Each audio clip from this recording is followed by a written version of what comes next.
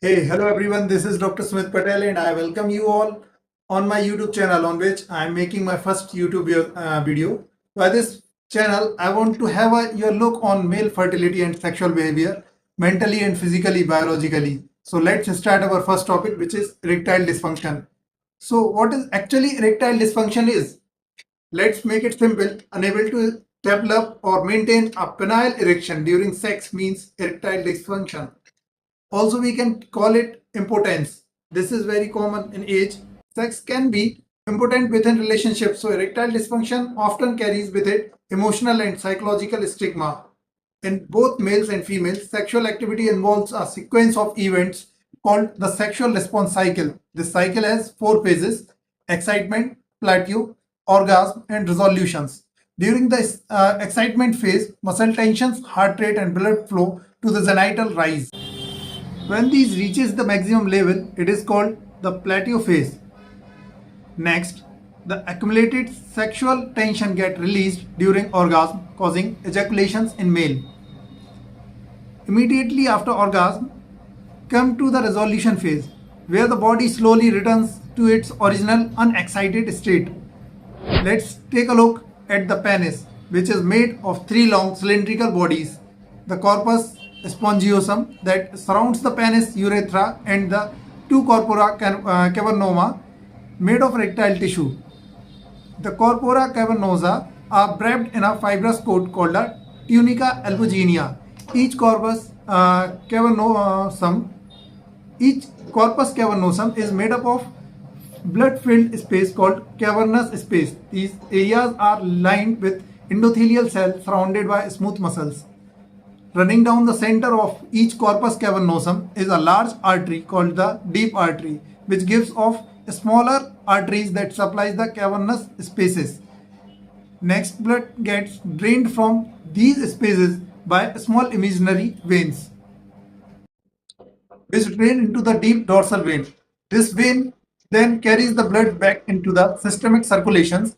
Now the penis receives both somatic and autonomic interventions through the cavernous nerve.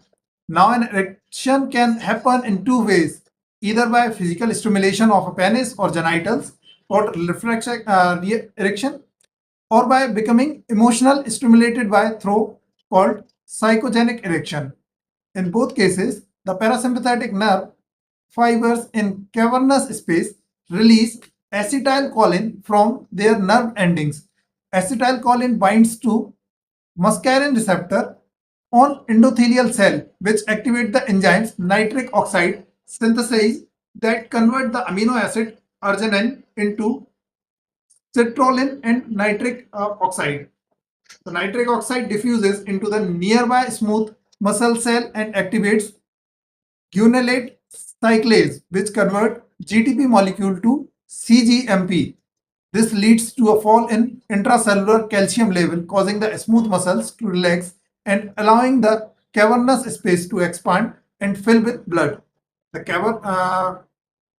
corpora cavernosa grow in size and compress the veins, making it harder for blood to leave, with more blood coming in, but very little blood leaving the penis. Maintain an erection. Erectile dysfunction lead to an inability to develop and maintain a full erection. Causes like psychological ones such as stress, performance, anxiety, and depression. In addition, there are a number of physiological causes as well. The most common physiological cause of erectile dysfunction is an inadequate blood supply due to atherosclerosis and blood vessel damage from hypertension or high blood pressure. Atherosclerosis is caused by the buildup of erythematous plaque that can harden the arteries supplying the penis, which make it difficult for them to dilate. Hypertension causes wear and tear in the endothelial cell and decreases the ability to produce nitric oxide. Another condition that can also damage the arteries is diabetes mellitus. High glucose level can cause hyaline atherosclerosis in smaller arterioles of the penis. This is where the arteriolar walls develop the hyaline deposits, which make it harder for them to dilate. It also builds up in the capillaries, causing the basement membrane to thicken, which make it harder for oxygen to efficiently move from vascular space to the tissue, causing hypoxia and death of the smooth muscle cells. This hypoxia also causes the parasympathetic nerve fibers to die off. Damaged nerve fiber can't release acetylcholine, so there's less nitric oxide synthase activations and less nitric oxide is produced. Also, condition like stroke, muscle scoliosis, and back or pelvic trauma can directly damage the nerves, leading to erectile dysfunction, which is called also a ED. Next, endocrine dysfunction that cause testosterone level to fall, like hypogonadism, can cause ED. This happens because low level are associated with lower level of nitric oxide synthase, which cause less nitric oxide to be produced and less smooth muscle relaxations. Since testosterone level production decreases with age, it is normal for erection to become more difficult to achieve and maintain later in life. Finally, many medications can cause erectile dysfunction as a side effect. These include diuretics because they leave less fluid in your circulation, making it difficult to achieve an erection, and medications like antidepressant and methadone. But these mechanisms are not as well understood. There is no specific test to diagnose erectile dysfunction, so the diagnosis largely relies on the sexual experiences of an individual. Careful questioning of psychological stressor as well as blood tests to check for testosterone and glucose level, a neurological assessment, and duplex ultrasound to evaluate blood flow and atherosclerosis can be done to investigate the cause of erectile dysfunction. Treatment of erectile dysfunction largely focuses on addressing the underlying causes.